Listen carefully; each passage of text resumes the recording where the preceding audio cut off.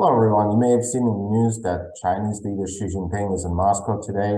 And I want to talk to you about what that means for the relationship between those two countries, what it means for the war in Ukraine, and what it means for the United States. The context for this visit is that Beijing is looking to shore up what it calls the no limits partnership with Russia, which was announced before the full-scale invasion of Ukraine began, and encompasses new economic partnerships and ways to essentially limit U.S. global influence, which is China's primary goal. For Moscow, this visit is very important because of Chinese leaders' support, in essence, of its war in Ukraine, including the economic relationship that's strengthened since that war began, and the potential for Beijing to scale up its assistance to Russia, both economic and potentially in the defense sphere.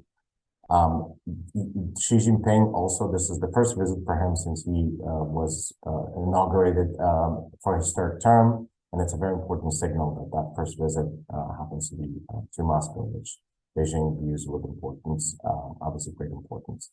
What does this mean for the United States? Well, it means that we really need to shore up our support for both Ukraine and Taiwan. These are two democracies that are fighting for their life, which is also something we recommend on our website and our policy recommendations for 2023.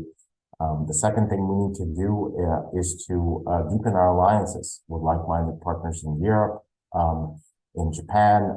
The Japanese leader, Kishida, also happens to be in Ukraine today, in Kiev, which is an important sign of support, and other like-minded partners. And lastly, we need to send very clear signals to Beijing that if it deepens its support for Russia in its war with Ukraine, especially defensive in the defensive sphere, then there will be economic consequences.